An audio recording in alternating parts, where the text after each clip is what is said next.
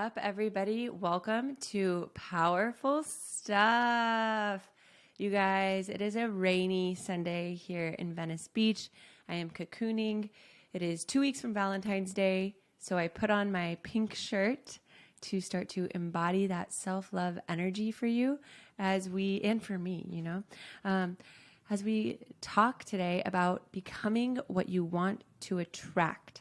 So whether this is that next version of you, you're ready to call in so you can attract that dream partnership, whether you're already in a partnership and you want to make that partnership even more powerful, or whether you're ready to attract that dream community, that dream, group of friends who inspire you, or that dream job. This episode is for you.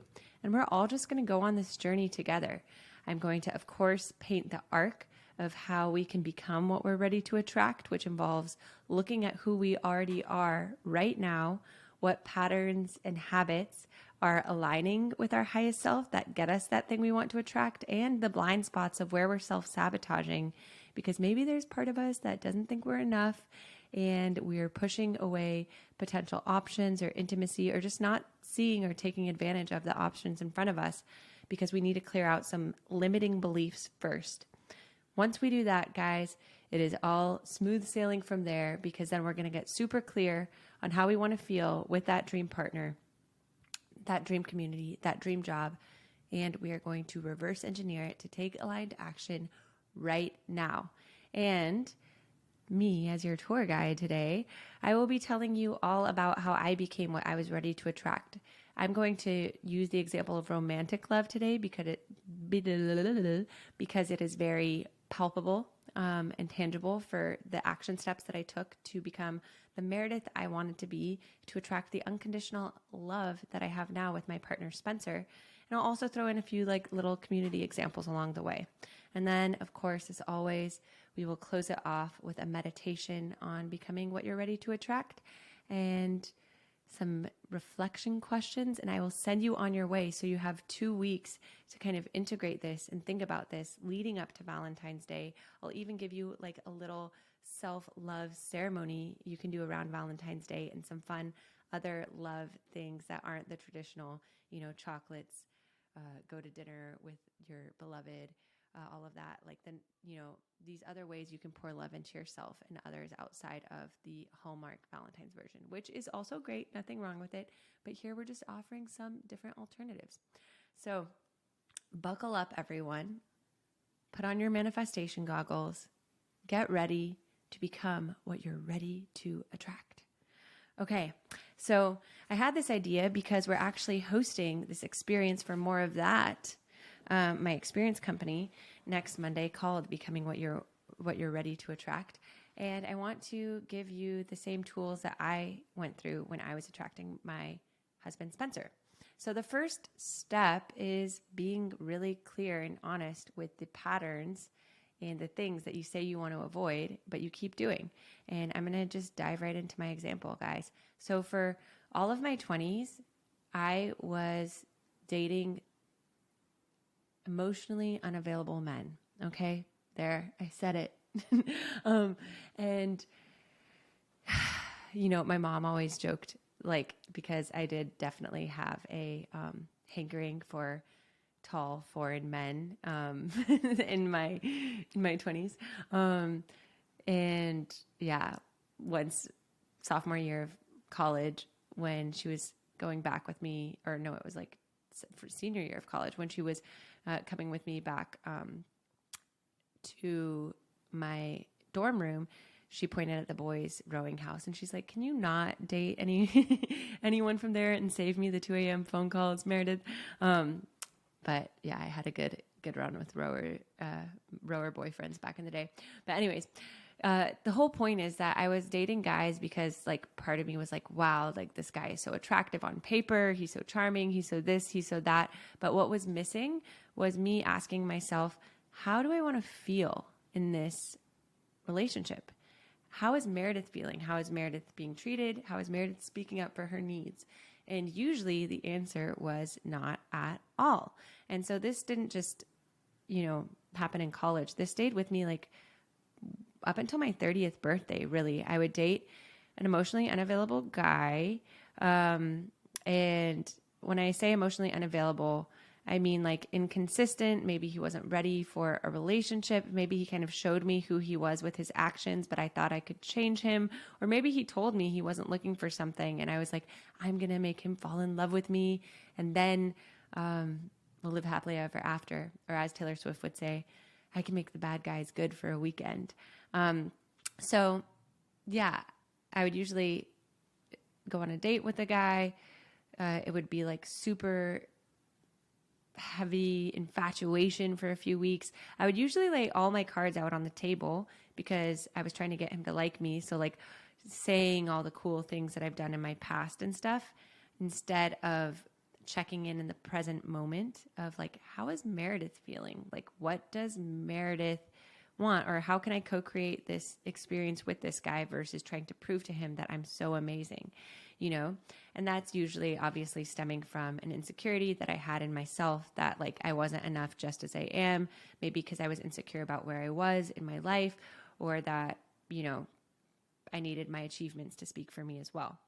So around the time of my 30th birthday, there was like a situationship or two with a guy that, yeah, I knew kept playing cat and mouse with me. And it was like, if I just craft the perfect text message back, like if I just have that one witty banter, then like he'll respond and he'll be in love with me. And, you know, of course that never happened. And every time I was around him, it was like an adrenaline rush, like sugar, but then like extreme anxiety, right? Have you ever had like sugar or like a lot of coffee where it's like you feel so amazing for like the first hour, and then afterward you're like anxious, and then afterward you're like, why did I do this? That was me in my dating life and TBT. And so the year of my 30th birthday, I was like, this has got to end. I keep playing the victim. And the worst part is when those relationships would end. Well, firstly, backtracking, before they would end, I would spend hours on the phone analyzing it with my friends. What do you think? Do you think he's into me? Like, oh, well, maybe he just did this, like excusing the guy, spending so much of my time, like thinking about it, talking about it, instead of like doing things that made me feel connected to myself. And I would end up feeling drained. And then, yeah, what would happen is we would have that period of infatuation, then that period of like brief encounters with like banter texts in between. And then because I was feeling insecure, I would not voice when I was starting to feel like something's off here. And I would like let it go for a few weeks. We'd have a few brief encounters or text exchanges. And then all of a sudden, like a dam would break and I would snap and I would be like, what are we? You know, what is this? Either this or like, I'm done, you know, like a full ultimatum, which of course would overwhelm the guy and give him no option either. Because it's either like you're fully in or you're out, you know, like, and ultimatums scare people. And looking back, I see that was little Meredith's way of trying to control the situation, you know, because there was fear in the unpredictability of like, let's just wait and see, or how do I feel? Or like, if you do this, then I'm going to adjust my boundary this way.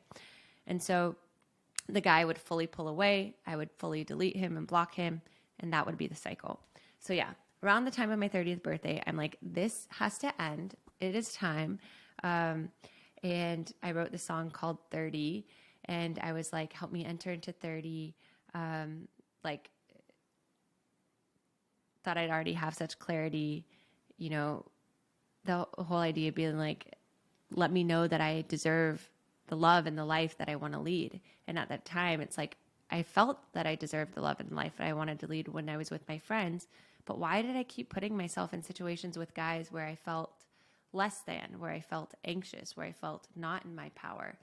And so around that time, I did 3 things that deeply, deeply, deeply impacted me and helped me break out of negative cycles, which was I read Carolyn Elliott's book, Existential Kink. For all of you powerful stuffers, you've probably heard me mention her before. And Existential Kink is a really playful and innovative look at our shadow work. How are we becoming and allowing the things that we say we don't want to happen? How are we perpetuating cycles where we then get to be the victim of saying, oh, why me? Why does this always happen? And in the dating example, I'd be like, oh, like this guy did that again. Gosh, he's such a dick. I can't believe he did that, right? I was always the victim. But Carolyn Elliott's book flipped that on its head and said, how am I allowing this? What part of me is allowing this? If I'm an active participant in this, because I could easily walk away, or I could easily be like, hey, just checking in. This doesn't make me feel super good. Like, what's going on for you? I never did that, right? I would swallow it until there was a big blowout and ultimatum and disappearance from both ends. And so Carolyn Elliott's book, I started to look at, okay, where am I allowing these situations? And her book has like a playful spin on it. She's like, what part of you actually likes it? Like if you're looking at your shadow side, and I like to think of our shadow side as like our scared inner child who's just acting out, trying to be a little saucy to get our attention.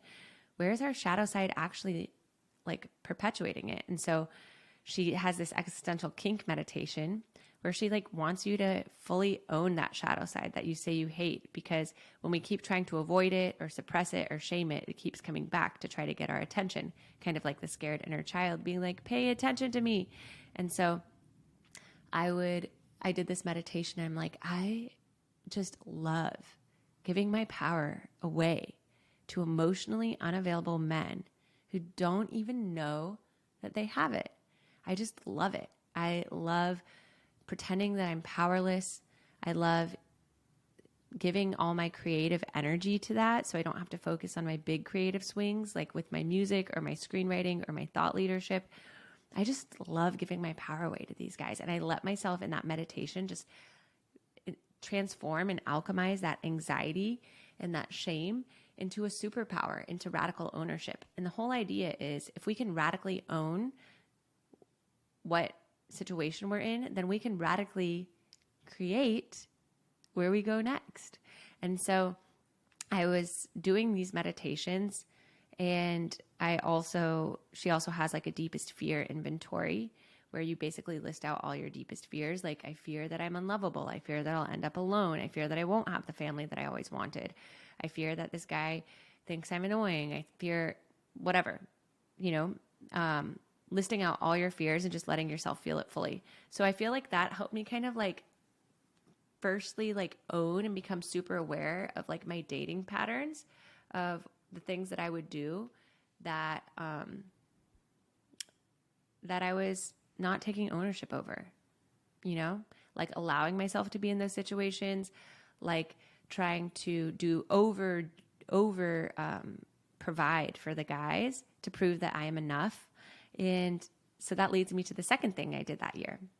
So the second thing I did that year was I went to the Hoffman process. And the Hoffman process is a 1-week retreat. They have them all over the world. I went to one in the Bay Area, up in Petaluma, where you turn in your phone and you look at all of your patterns from your childhood up until your adult life, and where you got those patterns and how they're still showing up, and what negative beliefs about yourself that those patterns are enforcing. And my pattern that I was enforcing was the belief that I was not enough. I always joke that like it all comes down to knowing we're enough, guys. That would solve so many things in this world. But yeah, so I wrote out this negative feedback loop of like, if I believe I'm not enough, and then a trigger is, let's say like a guy I'm seeing doesn't text me, then I go into a story of like, oh, I need to overprove to him that I actually am worth it, right? Proving to him, needing his validation. Then he freaks out and doesn't value me because I'm like still putting myself out there for him in such a big way when he's not valuing me and I'm not valuing me. He pulls away, then I get upset. Then we have an ultimatum. He disappears. And then that reinforces I am not enough. And when I mapped this cycle out, I was like, mind blown, because I saw that this filter that I was having over my life was actually perpetuating this cycle that I wanted to get out of. And so then I looked at what the positive feedback loop would be. So I replaced the I am not enough with, what if I did know that I was enough? What if I was operating from a place of worthiness? So then I'm like, okay, if I know I'm enough, the trigger stays the same, right? A guy I'm seeing doesn't text me back. If I know I'm enough, I might respond with curiosity. I might be like, hey, I noticed that like you haven't been that consistent. What's going on? And maybe I would hear an answer that I didn't want to hear, but then it would be the honest truth, and I could decide what I was going to do with that.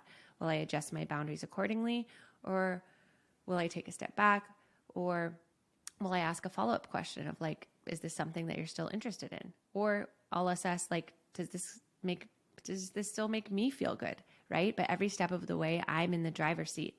And so then in that scenario, even if the guy says like, I can't do this anymore, then I know sooner than I say like, okay, I'm glad I know now. Then I reinvest in myself with things that make me feel good, thus reinforcing I am enough. And then it could also pan out the other way where, maybe I ask him how do you feel about this? And he's like, I'm not sure. This is what I'm willing to commit. Are you willing to do that? And I might say yes, or I might say no. And maybe if I say yes, then I can adjust my boundaries accordingly so I feel valued as we continue to proceed in this gray area, still reinforcing I am enough, because every step of the way I'm checking in with Meredith. So going to Hoffman really helped me see like the patterns that I was perpetuating that were reinforcing the belief of I am not enough. And it also it helped me stretch my awareness so I could see, okay, I'm noticing that I'm doing a pattern that would usually result in I am not enough. What is my new choice? What is my new choice that allows me to make a shift that allows me to do something that feels aligned with like, protecting Meredith's highest self and Meredith's wants and Meredith's needs, thus reinforcing I am enough. Powerful stuff, guys. I hope I didn't lose you on that, but basically I'll give you an example. So I went to Hoffman and I did that. And then there was this guy that I was playing cat and mouse with, and the old Meredith would have swallowed it and hoped that, one day after crafting the perfect text, he would have said he loved me. But, instead I asked him like, hey, I know we've kind of had this energy. What's going on? Are you wanting to just be friends, or is this something you want to explore? And he's like, I actually just want to be friends. And it's like, ooh, that hurt so much in the moment for my ego, but I was so grateful for that honesty, and it allowed me to be like, okay, thank you for sharing that with me. So now I am empowered to go reinvest my energy elsewhere. And that was the first step of breaking that cycle. And I felt so like, of course, in that moment it stung and it was a little awkward. But the next day I woke up with so much energy, feeling so empowered that I had clarity and that I was no longer pining away for somebody or something that wasn't a fuck yes for me. And I started to view dating like my inner child was my daughter. Like I was a single mom and my inner child was my daughter. And that every guy I dated, regardless of adult Meredith liked him, did he make little Meredith feel seen and heard and protected? And was I still prioritizing little Meredith, as in like, even as I was dating the guy, not neglecting her or throwing her needs out the window, but checking in every step of the way and being like, hey, sweetie, like, do you like this guy? How are you feeling? Let's still do something you and me together, right? And having little Meredith trust that I wouldn't go after a guy or put myself in a situation where she didn't feel safe and where she didn't like him. And so that shift after that guy, after doing Hoffman, after reading Existential Kink, really like helped me build a clean slate from ground zero of, okay, I've started eradicating these patterns. Now I'm ready to call in the one. Like, let's fucking go. Oh my gosh. I was just like feeling energized. It was like icky and, confronting at first to look at all the situations where I'm now look back and lovingly cringe at like, wow, I was really like throwing myself at that guy, or I can't believe I stayed in that situation for that long. And now I look back and I'm like, oh, poor Meredith. She just needed to be reminded that she was enough and that her needs matter. And that when she loves herself, like that is fucking magnetic and no one can take that away. And the right guy is going to love that. And so after I did Existential Kink and Hoffman and had that conversation, I got the book Calling in the One, 7 Weeks to Calling in the One. I cannot recommend this book enough. I've given it to so many clients that are single. It's not even funny. I've given it to so many friends. And I read it twice the year I met my husband. And Calling in the One is really kind of what we're doing today of like, who are you ready to attract? So I read that book after kind of breaking these patterns and asked myself like, what is that dream partnership? How do I want to feel in that dream partnership? And I actually wrote it out, like as a, what is called an ideal scene. So it has like we are in the middle, like a sun, and then it has rays shooting out from it. And on each ray, I would write a different thing that we are doing, me and my future partner. Like we are laying in bed, so enamored with each other. We are in love with each other's friends. We are always planning adventures together. We are constantly laughing together. We are constantly introducing each other to new experiences. We are holding each other at our best, even when we feel at our worst. We are making the other feel powerful, even on days where they're not feeling it themselves. And I would read this list to myself every night before I would go to bed, just reminding myself to be that for myself. So then that step 2 is I looked at that list and I circled the places where I wasn't doing that for myself. So it's like, if I want my partner to do that for me, how can I start showing up and doing that for myself right now? Because it's not like my partner is going to come in and be the magic bullet. Like, how can I start making space and showing up as that person right now for myself so I meet my partner as a whole and complete person, not someone who's waiting for them to help me fix these things on my list. So one of them was we are so present with each other in bed, saying sweet nothings, deepening our connection to each other. And then I thought to myself, wow, I spend so much time on my phone before bed. I literally look at my phone before I go to sleep.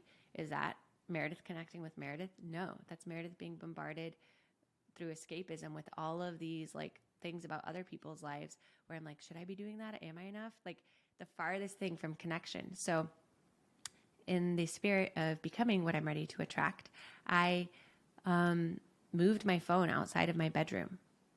I moved my phone outside of my bedroom and I got an alarm clock. I got a little Alexa, an Echo Dot, not sponsoring today's podcast, but Echo Dot, Alexa, if you're hearing this, I love you. And yeah, I would end my night by meditating, reflecting on my day, acknowledging to myself what I'm proud of in myself for that day, how I've grown. And then I would do the same thing in the morning. Like, how do I want to feel today? Meredith, what do you need today? Checking in. So that was a way of like creating space for myself, just in the way I would want a partner to be that present with me in the morning. One of the other examples from becoming the person I was ready to attract is when I said like, I want us to be constantly planning adventures together. And so I was like, why don't I plan an adventure for me and my friends? So I got my friends to do the Trans Tahoe relay with me, where we had a 6-person boat and we did a 11-mile relay race across Lake Tahoe. So I was like, let me self-organize and be doing the things that I would want to be doing with my SIGO, my significant other. I don't know where that term originated from. My significant other anyways. And so I really started to feel this sense of peace, of like, I know he's out there. I know it's coming. And I kept telling myself, like, I was 31 at the time. Yeah. Oh, 30, 31. 30. No, I was 30. I was literally 30. Okay. I was 30 at the time, and I kept telling myself, omniscient Meredith, like all-knowing Meredith, who's like, looking back when she's 40, and she's going to be like, Meredith, enjoy this time now because you're about to meet your soulmate. And then you're going to have your rest of your life with him. So this is your like last hurrah with yourself, like before him. Of course, you'll still be connected to yourself once you meet him, but you know what I mean? Like your last hurrah with yourself in this chapter. So savor it. And so I felt like such a wave of peace over me. Like I was going on dates, but I wasn't seeking. I'm like, I know my guy is out there. So if not this, something better. If not this, something better. And my energy in dates shifted too. It shifted from, I need to impress this guy if I'm really attracted to him, to like, how does he make me feel? How does it feel to be co-creating this night with him? How do we feel in each other's energy? Like checking in with myself after, seeing if like the guy, was consistent in a way that made me feel safe. And if not, like, that's okay. I'm not going to force it. I don't need to sit here and ask him to choose me. Like I choose me. And so that 6 months was everything. Like I had so much fun with my friends. I also like started becoming the community I wanted to attract. I co-founded more of that, which really like took off that year, where we were leading deep house blacklight yoga and breath work and sound baths on rooftops and networking nights. Like I was creating experiences that I wanted to be invited to meet cool people and inspired people. And I just made my intention, like, I want to connect deeper to myself and I want to connect deeper to others in the process. And so that was like the 6 months of really like trusting, building up self-trust with myself of like, what does Meredith want, and acting on it, and building trust with little Meredith that like when my intuition speaks, I listen. When my intuition speaks, I listen.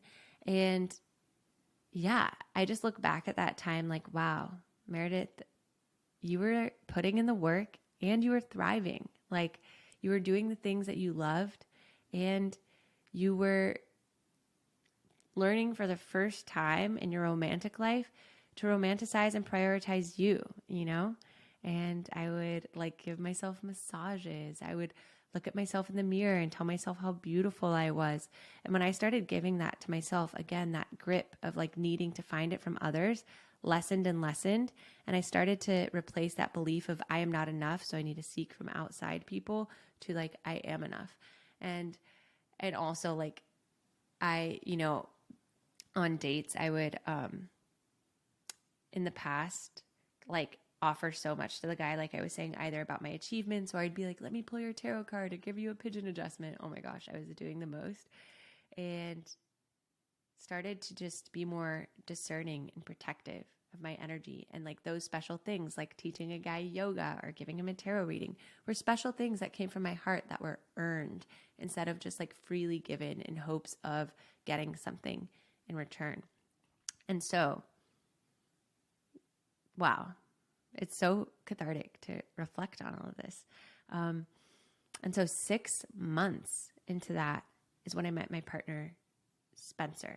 And I'll give you guys a little overview of that part as well, because it was a test. And then we'll go into the meditation. But Spencer and I did a full episode on our relationship and how we met a few episodes back, if you want to go listen to that for our full story together.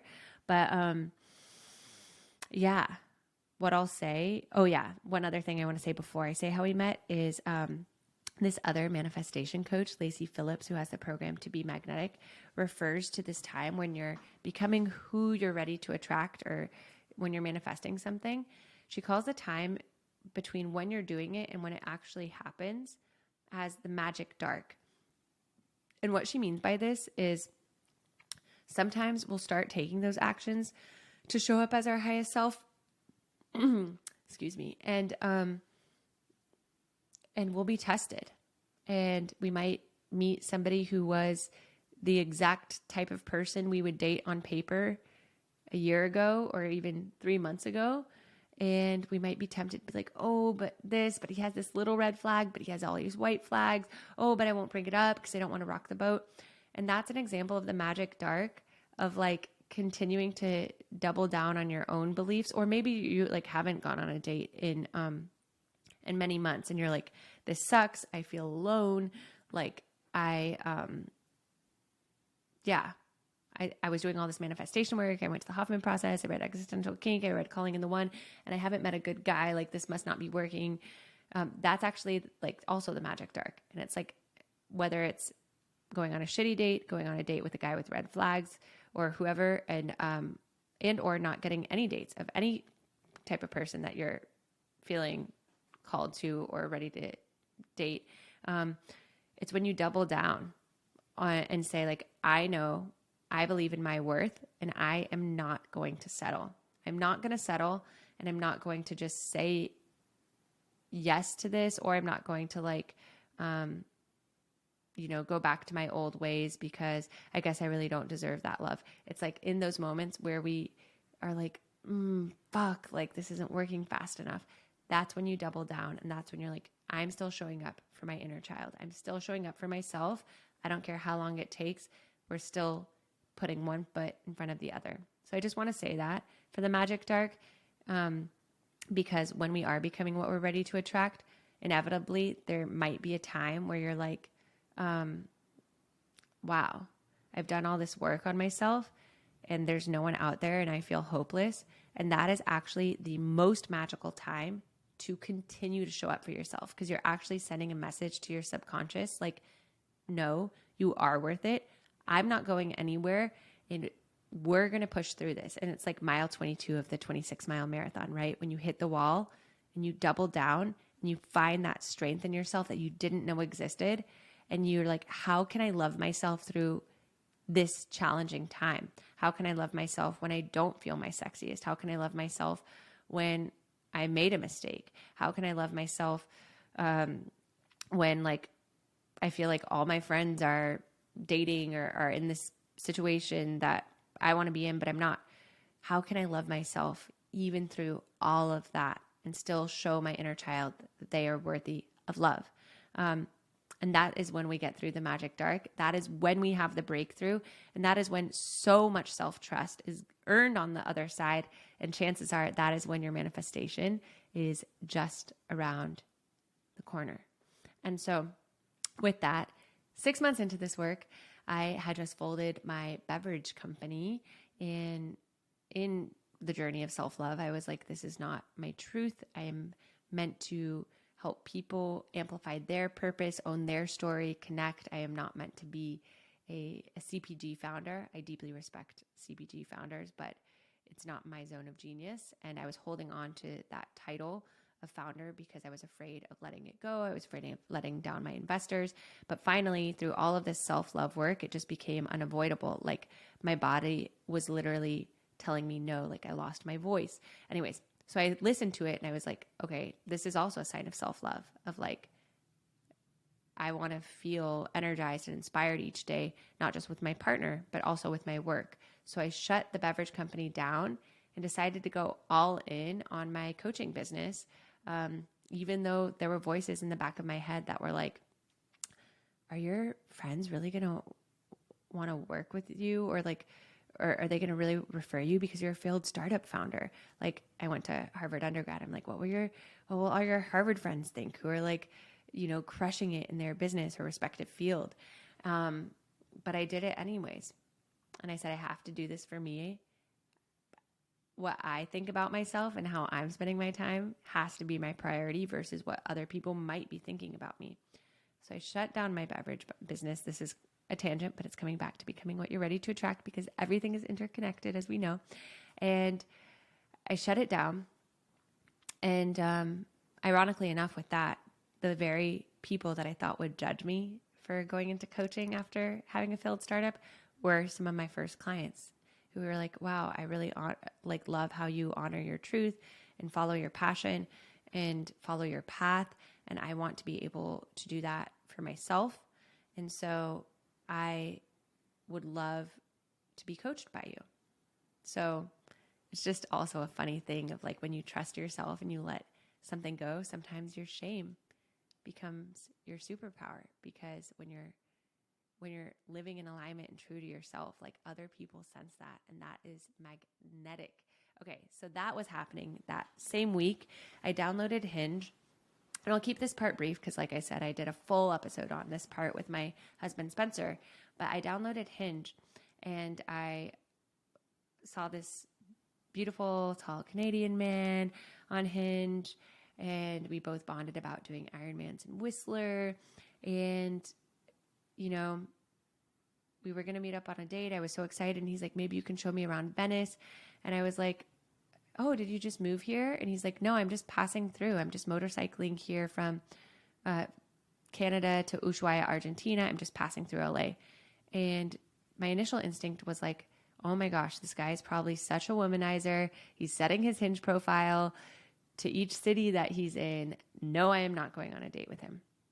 But then this other voice appeared in my head that was like, hey, he doesn't have to be your future husband. Maybe this is a great opportunity to go on a date, to not think about where it's going to go next because you're never going to see this guy again. Maybe it is a great way to practice releasing expectation of where it's going to go or overthinking it. Because like I would go on dates in the past and be like, is this guy husband material? Yes or no? And then kind of like proceed accordingly. So it kind of forced me into that gray area, right? Of no control, which is a good thing, actually. The gray area is where the magic happens. So I said, okay, fuck it. Let's go on the date. And yeah, that I'm so glad I said yes because obviously we ended up falling in love and getting married. But also that first month or two when it was uncertain and we were taking it day by day, I also had to put my past skills to the test of like owning my voice, like in times with past guys where I would have remained silent and not said something if something bothered me. I worked on breaking that feedback loop of I'm not enough, so I shouldn't speak up because what if I rock the boat and then he'll leave? Instead, because I was in my worthiness and I was valuing myself, I was like, hey, this thing happened. I'm curious your thoughts on it. Then I would wait for his response. And then I would be like, okay, like that doesn't really work for me. So if you're going to do that, like I'll adjust my boundaries accordingly. And I had to be okay with like, you know, some of those conversations potentially going like him saying like, yeah, this doesn't work for me. I actually do want to be single this whole trip. So that was also a test for myself of like owning my voice. And I think also in hindsight, it made Spencer respect me more because I was respecting me more. And in times where I would have been like, oh, well, he's passing through to Argentina and we're falling in love. And like, he thought he was going to be single on this trip. So maybe I'll just play it cool. You know, that no longer worked for me. And because I was owning my value, but I wasn't doing it from a place of being scared, I was like, hey, I'm not asking you to sit here and choose me. You can go carry on your trip. And if you want to continue chatting with me, this is what I need to feel safe. And each step of the way, it was a discussion. It was a period of not knowing. And it was a period of both of us stepping up and rising to the occasion and breaking both of our old patterns. And it is so funny because in those first few months of falling in love,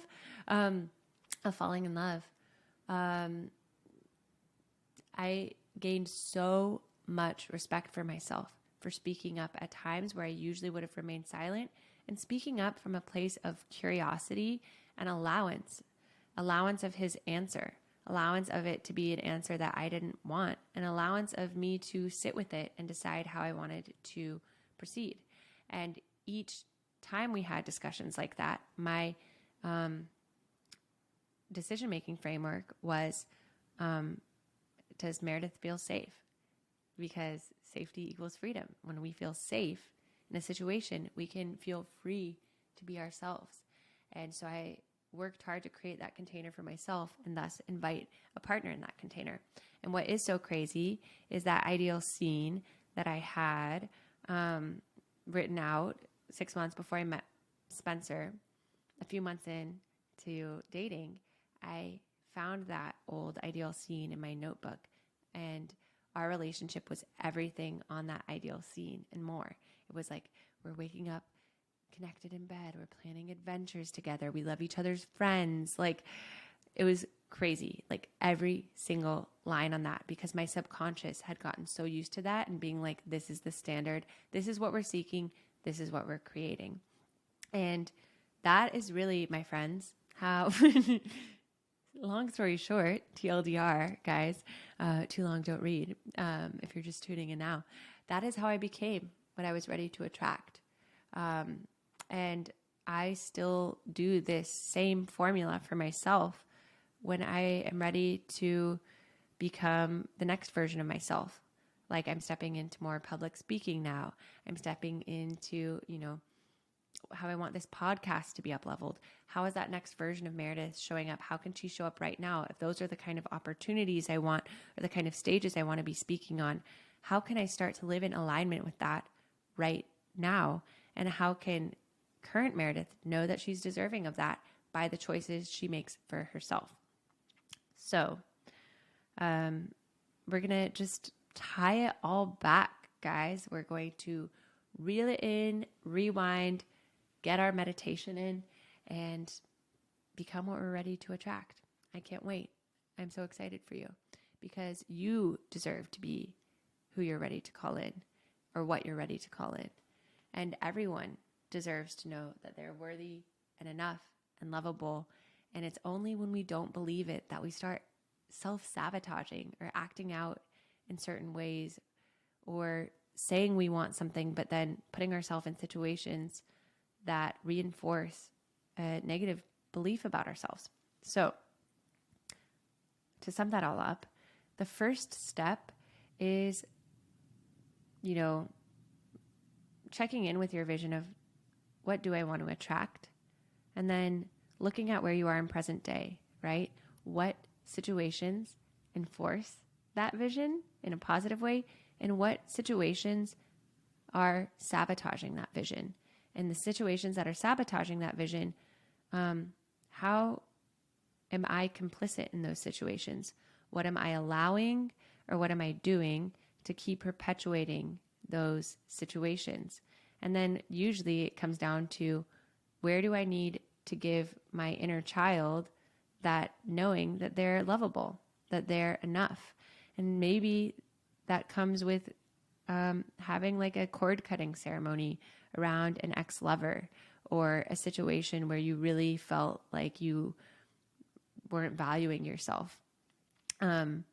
Maybe it comes with like writing a letter of forgiveness to yourself for that past situation, and what you're taking with you from that breakup, and what you've learned from it, and how you've grown from it. And then, with that shadow side work too, giving permission to your shadow side for what they've already done. Okay, you were complicit in these situations. I see you. What's going on? Why are you doing it? What do you need from me to feel loved, to feel whole, to feel enough? And then from there, making your ideal scene. Okay, what is that true next thing that I want to attract? How do I want to feel? Then reverse engineering that to the little steps that you can take to start to make space, to start to act in alignment with that ideal scene of that ideal partnership, or that ideal community, or that ideal job. Like, what are things that you can start to do right now that you've cleared out the situations that you were doing to sabotage? And how can you continue to build self-trust and trust even in the magic dark, even in the times where it feels like, it's not going to materialize? How can you trust? How can you believe before you see? This is actually another line from another song of mine, Alchemy. I believe before I see. I believe in alchemy. How can you believe before you see it? How can you believe and then act in alignment with that belief to create what you want to see? And that, my friends, is how we become what we're ready to attract. So we'll do a little meditation, and then I'll send you guys on your way to start becoming who you're ready to attract. And the one last thing I'll say before the meditation is, I once wrote this song called Calling in You. I know it's another song. Okay. My other song you guys should check out on Spotify called Calling in You. And I wrote it about running into my celebrity crush, Vance Joy, at Air One. Vance Joy sings Riptide, like lady coming down to the Riptide.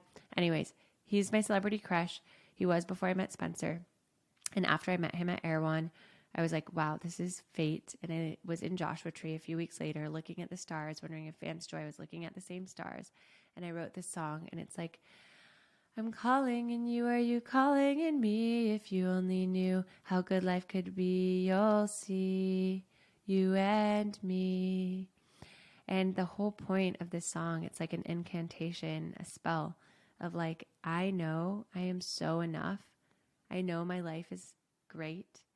And I know you're out there somewhere. And you're going to see one day when we meet, like how good this life can be together. And it was a peaceful song of just like, I know you're out there, and one day we'll know it together. And I joke because that song ended up becoming my lullaby. Well, that's not the joke. Okay. That song became my lullaby. It became my affirmation of like, I'm calling in what I'm ready to attract. And the joke is that Spencer became my Vance Joy, right? Like Vance Joy was the catalyst. He was that like symbol showing me not to settle, and that anything is possible, right? Manifesting my dream crush at the grocery store. And then I met my partner, and actually so many other people, okay, like 3, said that they listen to that song when they fall asleep as a like love spell, an incantation that they're ready to call in the person that they're ready to attract, which is really powerful. And yeah, so it's like, what are you ready to call in? And how can you have that same ease and surrender of like, I'm good. I'm doing me. I'm loving me. I'm loving me so much. And my person's out there. And this is my cherished time with myself. And I can't wait for them to see what I've created. And again, this could be your partner. This could be your community, your dream colleagues, like whatever you're calling it next. On the other side of the meditation, I'll give some questions and also some fun little Valentine's Day things that you can do for yourself, for your friends, to deepen the love spell. So go ahead and find a comfortable seat. We're going to take 3 deep breaths as always. Taking a deep breath in, breathing in all of that love for yourself. Open mouth exhale, letting it wash down your body. Second breath in, breathing it up to the crown of your head. And exhale, feeling it wash down your spine and out your toes. And then third and deepest breath in, breathing in your love from your hips to your heart to the crown of your head. And as you exhale, imagine it even going out your head, like fairy dust, creating this beautiful aura around you. And as you start to breathe into your heart space, bringing all your attention to your heart, and just noticing it beating. And in your heart space, imagining that there's a beautiful dome within your heart where you're standing and you can see your inner child. And you're looking at them and they're looking at you with so much love.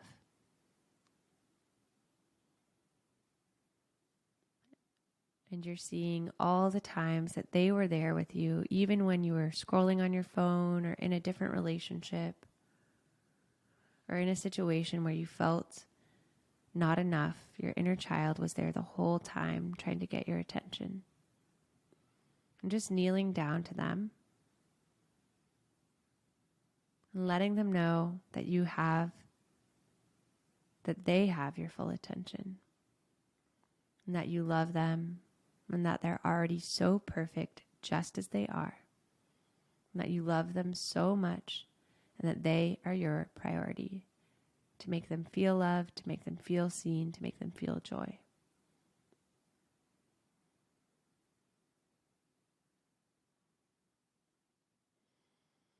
and asking them what they need from you to trust you in this feeling of love.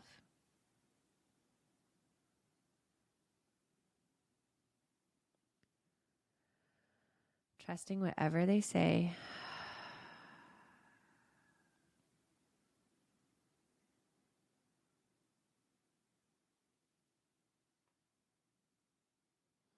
Giving them a hug, and as you hug them,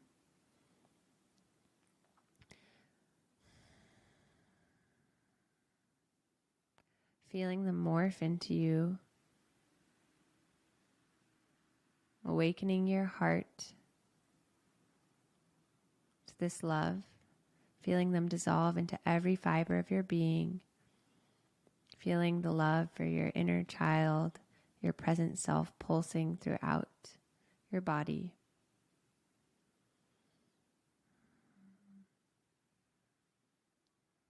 Bringing a smile to your lips.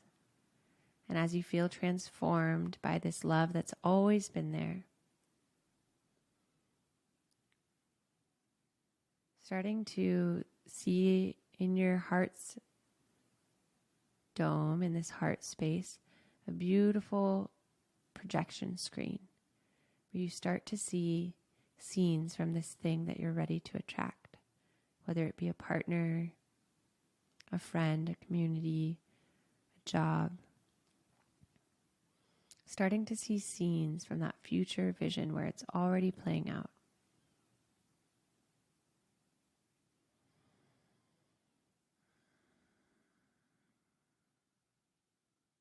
And as you start to see this scene, staying connected to the feeling. How does it feel to see these things that you're doing in this future vision? How are you feeling connected with this partner, this community?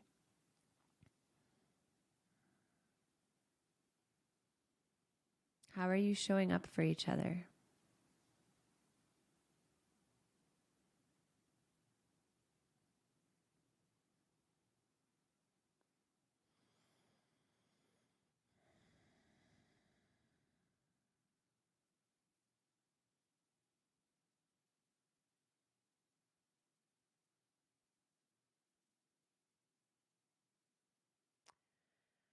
What kind of things are you doing that feel expansive? That feel like things that you only dreamed of?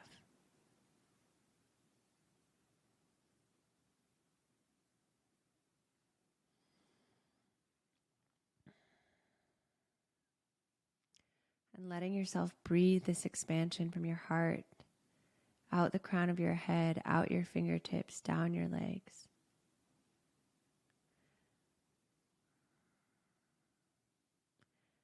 And as you're watching this scene, noticing the other person or people start to fade away, and just seeing a reflection of that future you. So connected to their worthiness, so connected to their enoughness.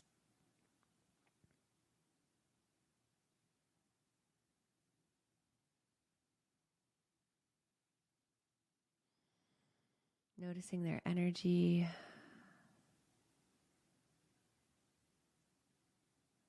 How they are, how they radiate, how they're magnetic.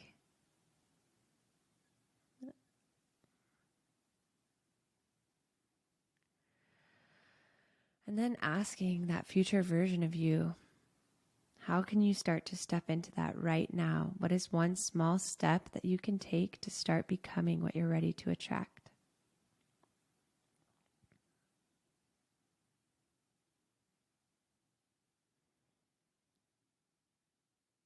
Trusting whatever they say.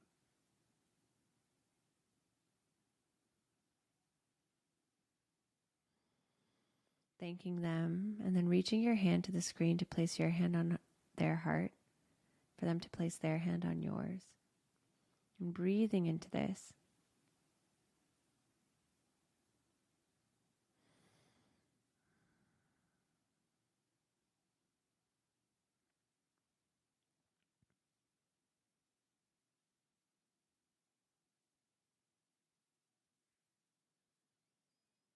And as you breathe into that future version of your heart, both becoming one and the same, and then within your heart space, starting to feel the love that is already in your life.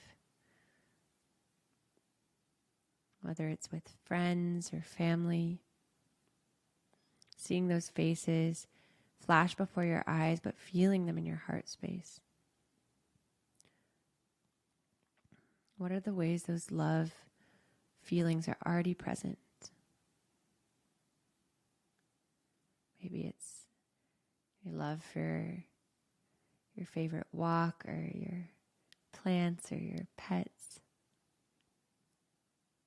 Feeling the love that already is.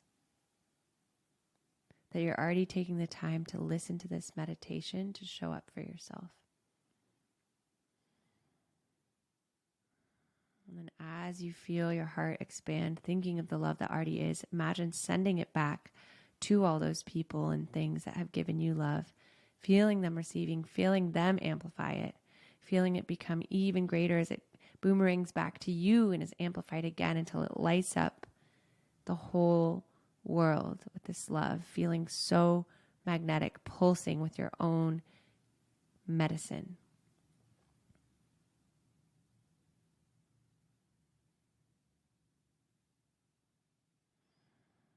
With a deep, deep trust that what you're ready to attract is already on its way. It just felt that love that you sent out right in this very moment. And with that, you relax so deeply, knowing that it's already been felt and sent back to you. And it is just a matter of time. Taking a deep breath in, open mouth exhale, releasing the vision, feeling the love, taking another breath in. And exhale, coming back into this space, opening your eyes. Wow, I felt that love too. I was like, fingers are tingling. I hope you guys felt it. Thank you for co-creating that love with me. And so to sum it up, in becoming what you're ready to attract, you've already taken the first step, like I said, by listening to this podcast, by carving out this time for yourself.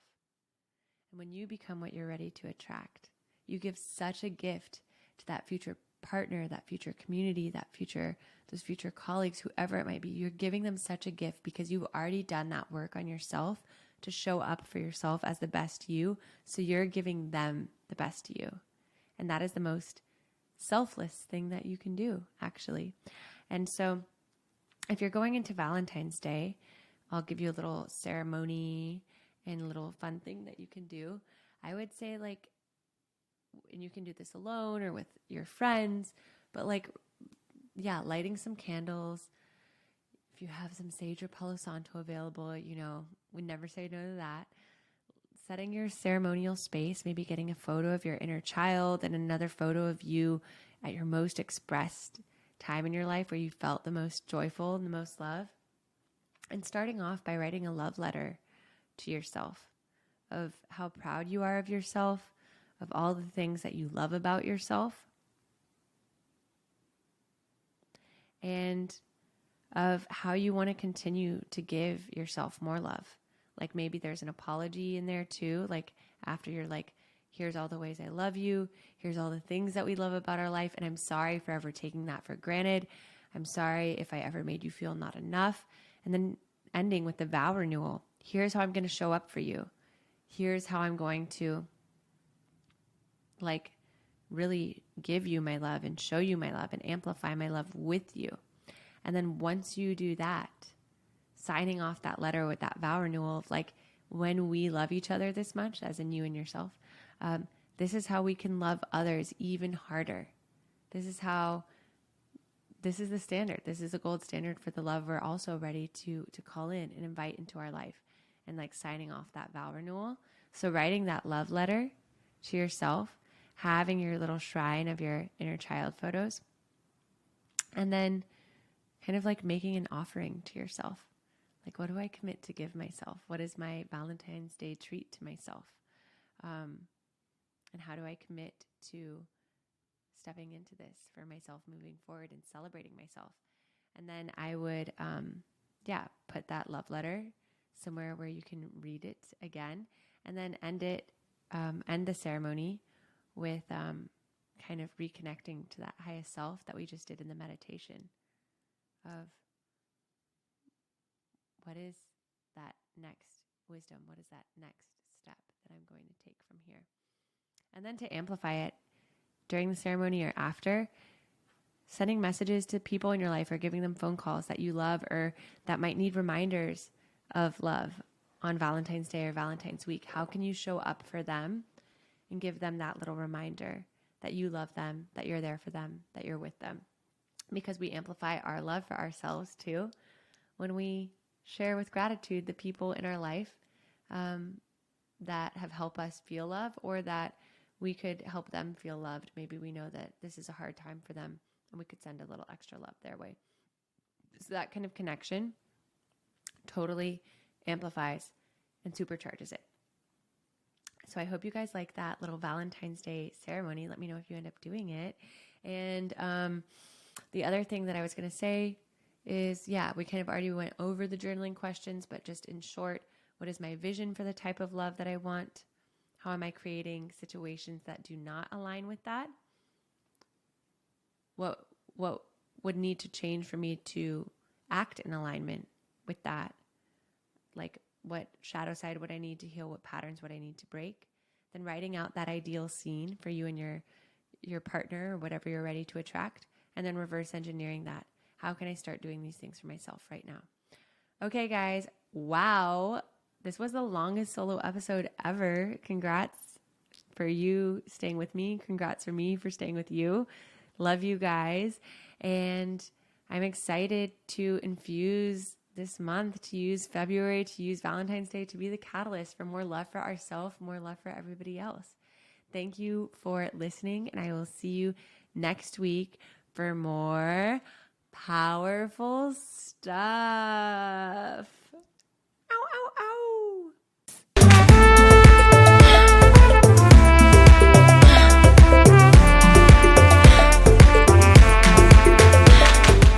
Thank you for listening to the Powerful Stuff podcast. We're your hosts, Meredith Baker and Eileen Leguiu. We hope that you learned some powerful stuff that you can take away and implement into your own life. And if you do, we would love it if you rate, review, and subscribe to our podcast, Powerful Stuff. And if something deeply resonates with you and you share it on social media, tag us. We would love to hear from you. And we will also see you next week for some more powerful stuff.